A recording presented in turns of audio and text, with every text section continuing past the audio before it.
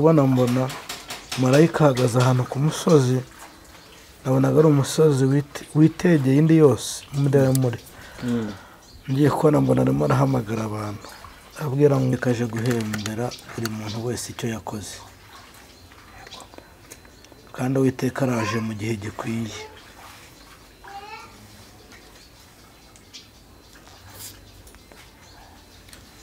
Ngo birabaye birabaye we birabaye, amagambo ashize ivuga we birabaye.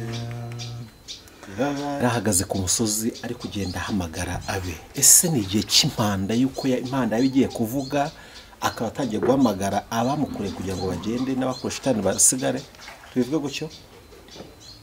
Nuko bimeze. Ese bundi buriya ugira ngo utekereza ko abapfa bajya hehe?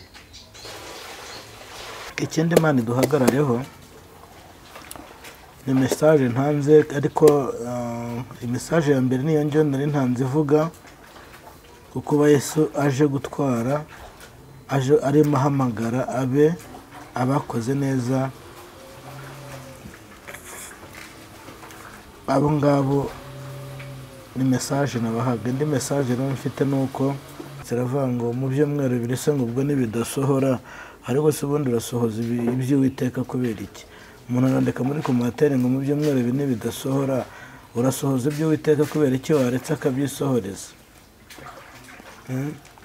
Ariko icyo nabwira abantu, message ndiho ntanga ubu ngubu, abantu nibase kwihana, abantu basenze bazi Imana, abantu bikomeyeho, abantu batsikamiye abandi, barya byita kuryamira.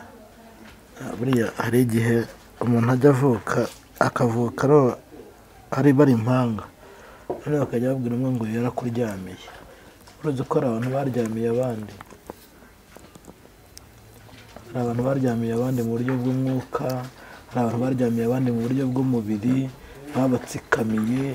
Hari abantu bagahamagara ngo abize, turashaka abize bigiye ibi, bagenda bose se. Hazagenda rero abasenze.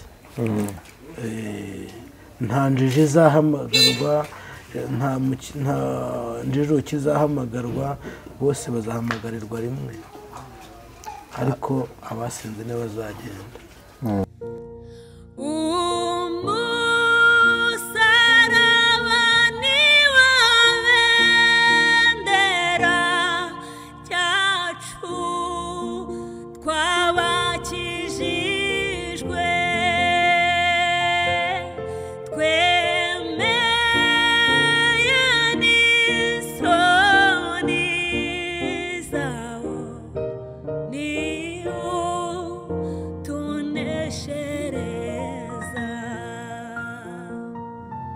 Reka ngusuza kandi nkwifurize amahoro y'Imana aho dukunda kandi gukurikira ibiganiro byacu byose. Reka mvuge ngo neza y'Imana nibare namwe kandi umugisha w'Imana bomondetse n'abanyu bose hafi na kuri mu bice bitandukanye mugiye muherereyemo ku migabane itandukanye, mwese mudukurikira kandi mugakurikira ibiganiro byacu. Reka mbasuhuze kandi mbifurize umugisha w'Imana.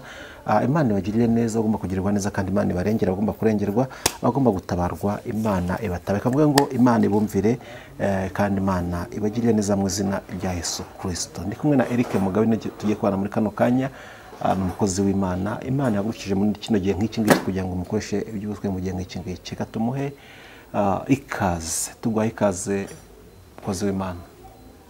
Ndakoze cyane, Yesu waho umugisha cyane. Ntabwo ukunda kwitwa umukozi w'Imana, umwana w'Imana nawe. Icyo wanyita cyose bizasobanurwa niyaguhamagaye. Neza bisobanura. Muri iki gihe buri wese hari igihe abantu bavuga ngo ngewe ngo nakorera Imana ngo ni umukristo, ariko buriya igihe cy'urubanza nibwo Imana izaca imanza, umuntu akagaragarizwa ibyo yakoreye. Ariko mu gihe Imana itaraca urubanza umuntu ashobora kwihamiriza nanone. Kuri we wihamiriza gute rero? Muri ibyo rero ngo twemezwa n'iki ko tuzagera mu ijuru avuga ngo ni umwuka wihoraho. Ngomba kwihamiriza cyane, kuko muri rimwe 150 aravuga ngo nishimiye ko Data wa twese yandikishije iby'urukundo rwe mu by'Imana yavuze byose nta kiruta ikiko Yesu ankunda nishimiye ko Yesu ankunda arankunda arankunda nishimiye ko Yesu ankunda nubwo ntakwiriye kandi kinzobye nkamushavuza nareka kunkunda ntakwiriye kandi kinsubizaho Yesu ari cyane no kwibuka urukundo rwe nishimiye ko Yesu ankunda arankunda arankunda nishimiye ko Yesu ankunda nubwo ntakwiriye ndeba ubwiza bwe bwo mu ijuru nzajya ndirimba iteka ryose nzajya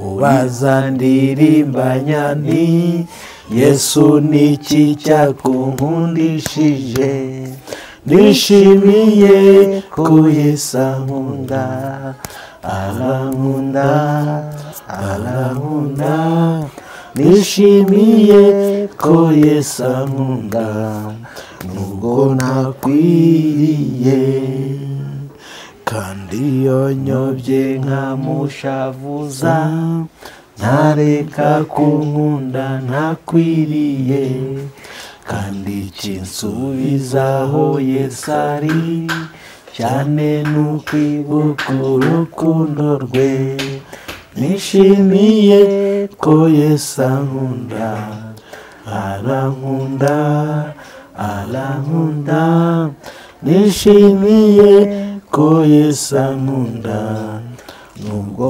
ntakwiriye kane kandi urukundo nirwo rwazanye Yesu kuncunguza urupfu rubi kuko arankunda ndabizi neza nanjye ndamukunda ndamushima nishimiye ko Yesu ankunda arankunda arankunda nishimiye ko Yesu ankunda nubwo ntakwiriye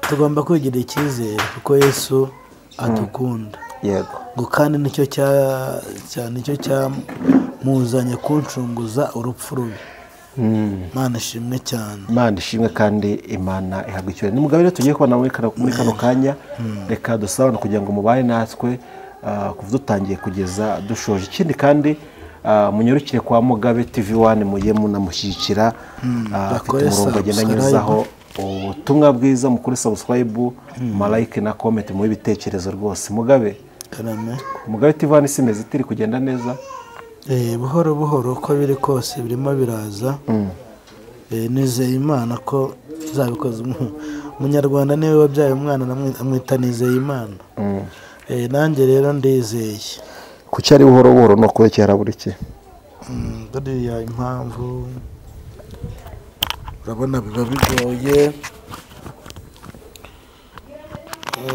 ko utabona umwanya wo gukorera ibiganiro ku gihe mba nturuka kure ngira ngo urabizi ko bigoye mba nturuka kure aho nturuka nza gukora ibiganiro ni kure hari umunsi mba ntabonye amatike urumva kugeraho birangora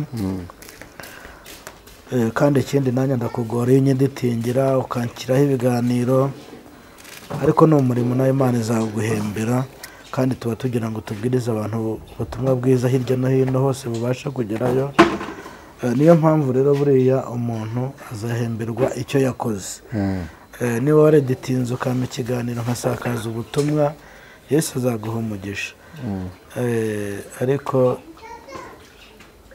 mbona no kubwira inshuti zacu nzi ko abantu badukunda cyane badukurikira uwakora subscribe yaba akoze, yaba aduhesheje umugisha, kandi n'uwadufasha nabwo dukeneye kamera, nabwo Imana yamuha umugisha. Urashaka kamera ukajyana no bikorohera? Byajya binyorohera cyane, mbonye kamera nkabona mikorofone nkabona mashini byanyorohera. Kandi nzi ko tukaba dushyigikiye n'umurimo w'Imana cyane, Imana iduhana umugisha bikore. Kandi ndizeye rwose hamwe no gusenga nizeye ko nta minsi ishira ntabibonye mu izina rya Yesu. Reka tugushimire ku mwanya wawe nk'uko ubivuze, waturutse kure. Ntabwo biba byoroshye, ariko kuba witanze ukanyera ukaza kugira ngo utambutse ubutumwa bwiza bw'Imana. Reka mvuge ngo Imana y'amahoro igumugisha, kandi Imana y'amahoro yivange mu byayo mu izina rya Yesu Kristo. Reka gusa rero Mugabe usenga Imana utugezeho n'ubutumwa Imana yaguhaye kuri uyu munsi. Ni karibu. Yesu Kristo, turagushimye, turaguhimbaje, tugushimiye neza yawe, tugushimiye urukundo rwawe, tugushimiye Kristo ko twinjiye mu kiganiro duhumeka umwuka w'abazima. Ngaho rukira ko bana natwe kandi tugire neza, duhe ibidukwiriye, duhe ibitugirira umumaro. Ariko Kristo ntuduhe ibyatuma tukuvaho, ibyo ntabwo ari byo dukeneye. Bya bindi byatuma tunezerwa tukiye kwibagirwa, ibyo Kristo uduhe ahubwo ibituma tukwegera cyane kurutaho. Urakoze rero ko twumvishije, rukira ku bana natwe, turasenze kandi turizeye mu izina rya Yesu Kristo. Amen. Message rero mfite,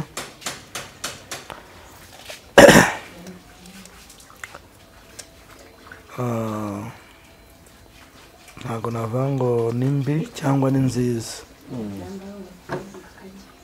kuko nagiye kubona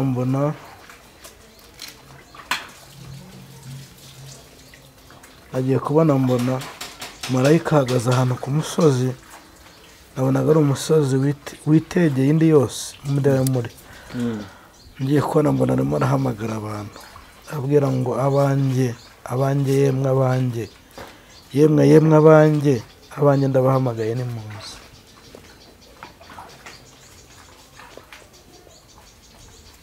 Twasobanukiwe? Turacyateze amatwi. Ngo yemwe abanjye nimuze.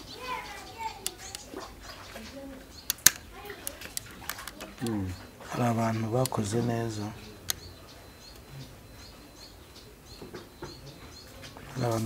neza, hari n'abakoze nabi. Hari abantu bababaje abandi, hari abantu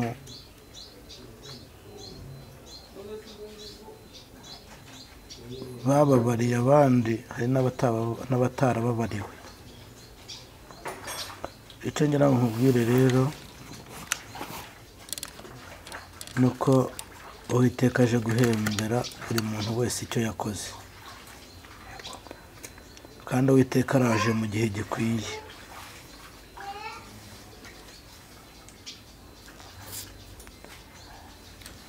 Ngo birabaye we, birabaye, amagambo ashize ivuga we, birabaye we, birabaye, amagambo ashize ivuga we, birabaye. Ariko ni birabaye cyangwa ni karabaye? Birabaye simbisi. Njye ndumva ari karabaye.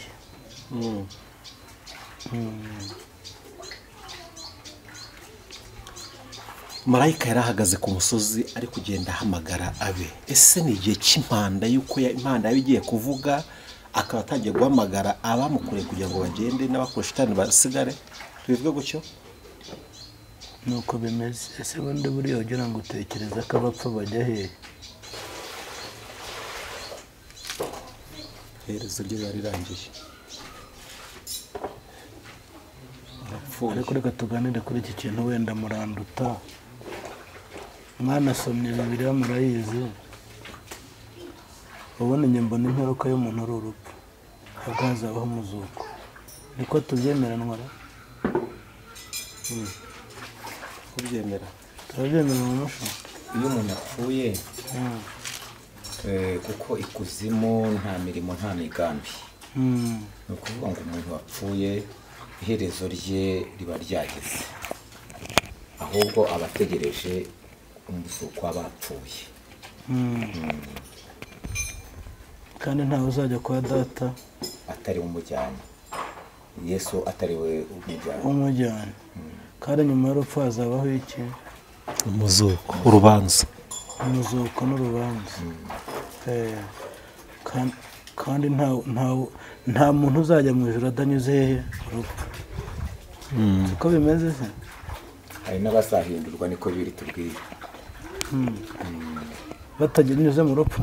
Yesu azazara abanyakiriho, hari abantu bazabakiriho bazahinduka bahita basa nawe. bahita basa nawe. uzi ko wasanga turimo, ariko abo kugenda bo bagomba kugenda. nawe ntabwo uzapfa. nawe ntabwo uzapfa, Yesu azaza ugihari. ndumva aribyo byaba byiza. icyo ni icyifuzo cyawe? ni icyifuzo cyane. uzi ko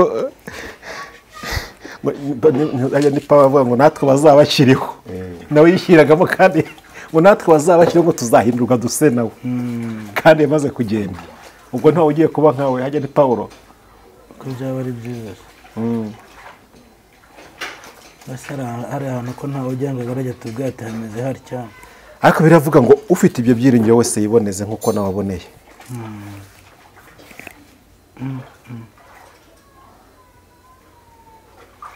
ngo birabaye amagambo ashize avuga, cyangwa ni karabaye.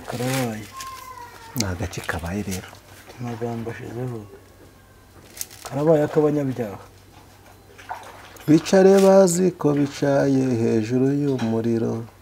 dore iwacu hahoze umujura i Rwamagana.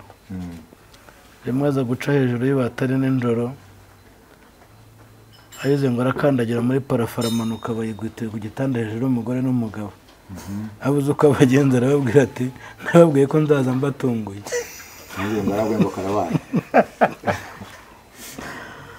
ati ndi Yesu, nababwiye ko nzaza mbatunguye.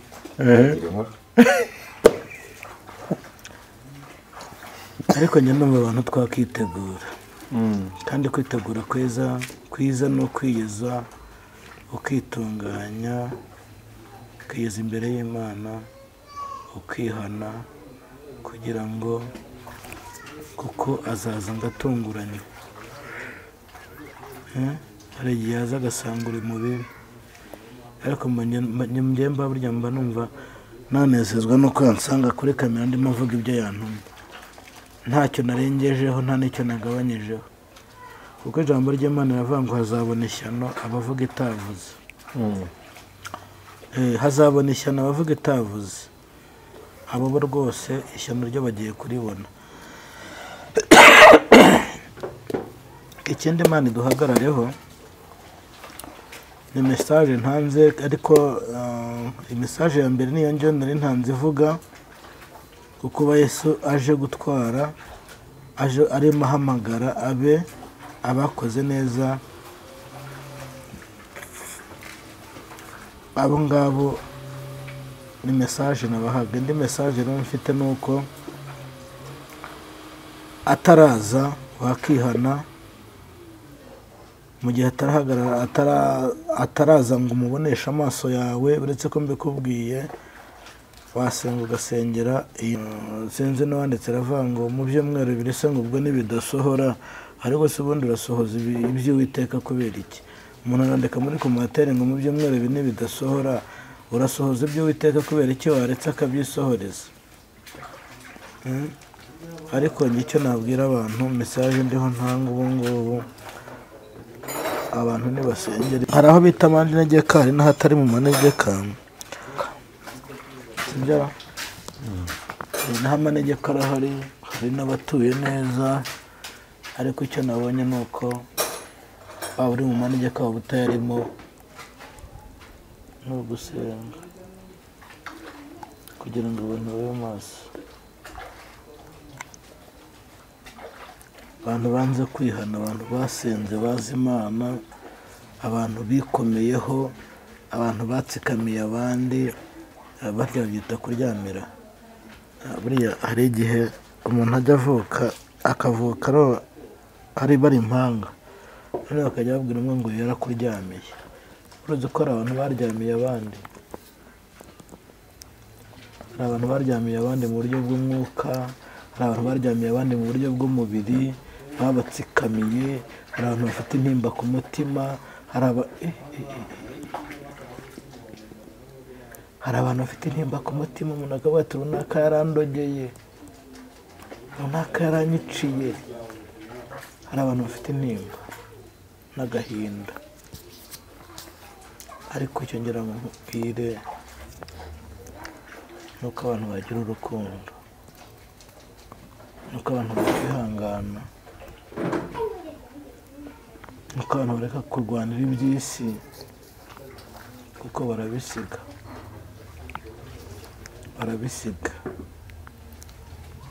Abantu bareke kwimika inda kugira ngo uzabone umuntu wiyirije, ntabwo byoroshye. Abantu bimitse inda niyo bashyize imbere.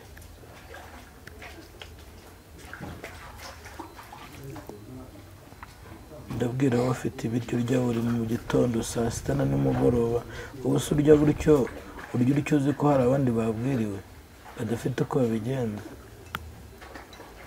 Ariko ntiwanavuga uti reka muhe n'iki kiro agenda ashyira abana, atekera abana. Mbese waranezerewe, wagezeyo wumva ko isi wayiguze cyangwa wayiranguye. Ndagira ngo nkubwire ngo ibyawe birakurangiranye. Yesu nabaho umugisha. Nizo mesaje nari mfite. Yego, urakoze cyane kuri mesaje utambukije. Mesaje yambavuze ko abantu bari guhamagarwa. Ese abari guhamagarwa uko wabonaga bitaba cyangwa bahamagarwa ntibitabe, kugira ngo nimba hari n'umuntu ukeneye kwitaba ashaka bitabaga cyangwa bari barangaye. Hari abitabye, ariko abandi babonaga ko bahinze umushyitsi. Babonaga ko hari abahinze umushyitsi babuze iyo bajya. Wari bwabone inzu nshya? Inzu warayibonye? Uri inzu ihiye, abantu bose babura aho bajya. Inzu ishobora no gushya uri mu nzu, ugashaka umuryango ukawubura kandi wari uzi aho uri. Harimo abari bameze gutyo rero.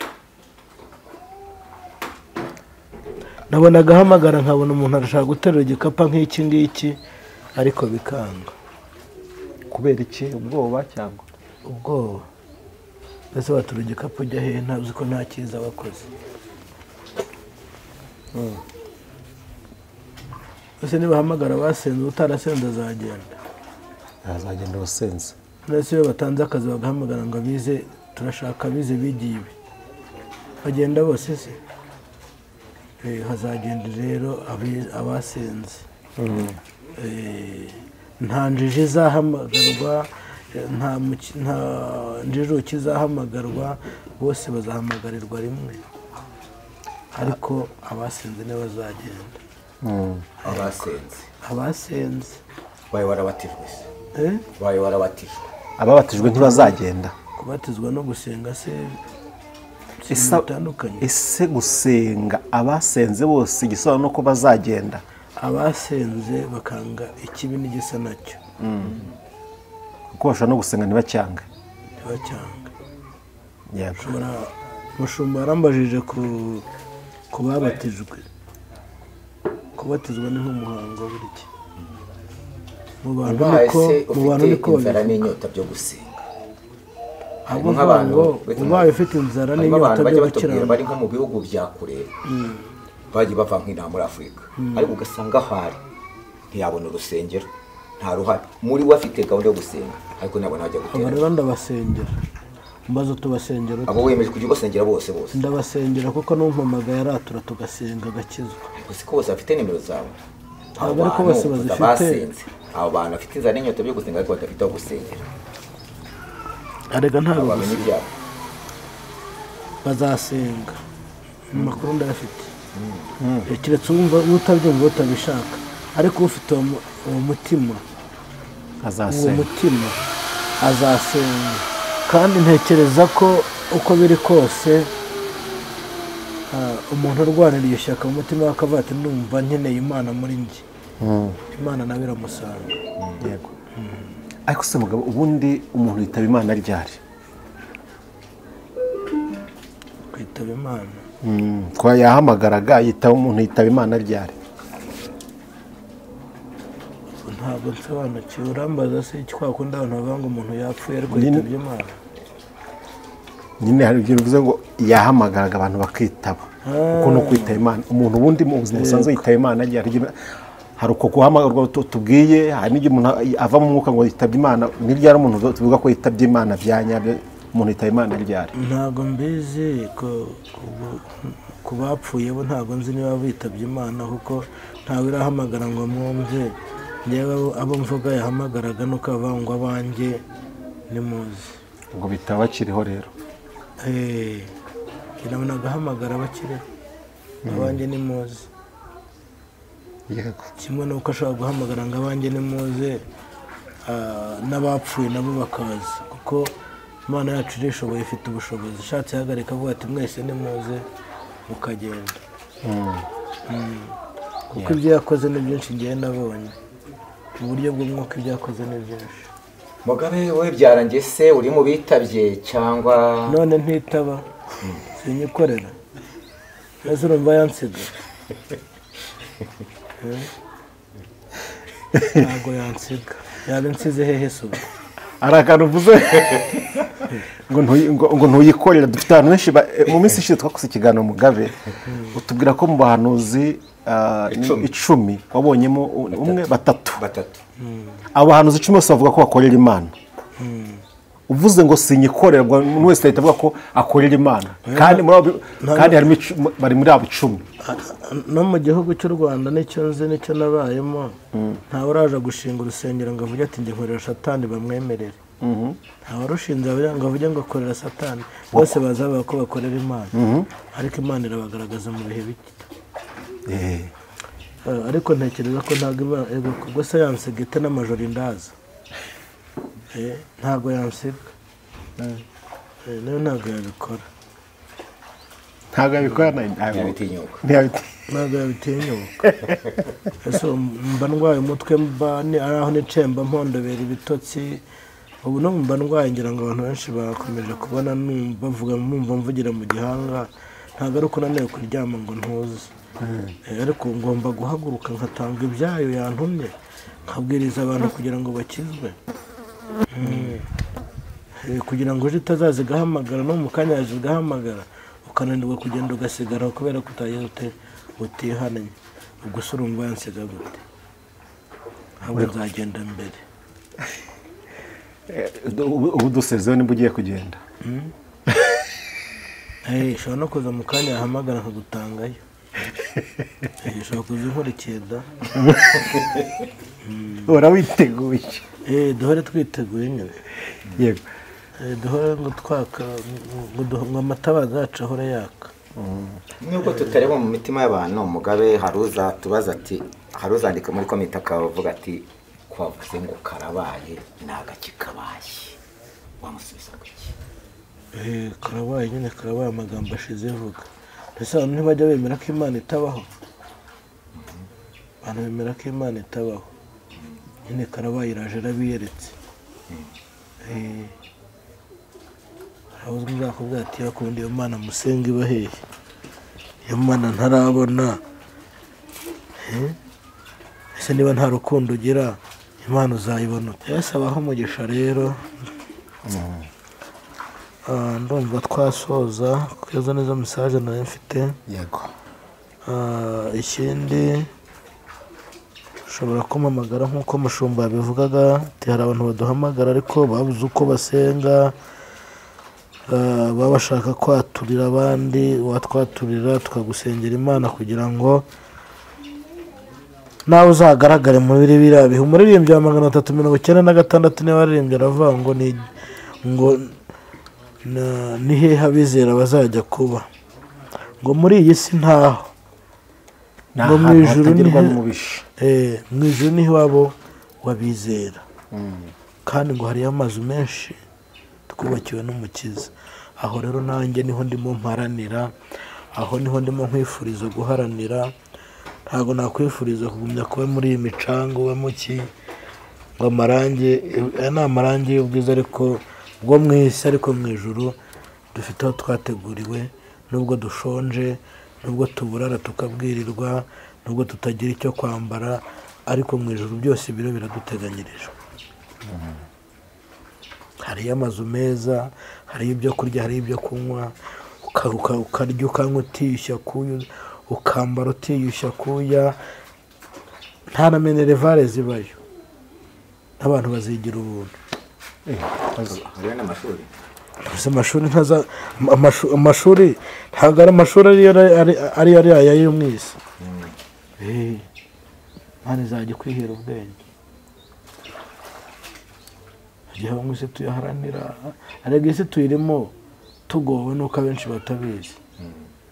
hari abumva ko banezerewe, none se ugira ngo warihirira umwana wawe ishuri rya $3,000,000 ukumva ko nepo yaburaye cyangwa mugabe yaburaye, ntabwo byakunda. Yesu abaha umugisha rero. nimero yanjye rero ni 0782 966 9741. Yesu abaha umugisha, ndabakunda. reka nepo adusengera Imana dusoza, naho ubutaha. Yesu abaha umugisha.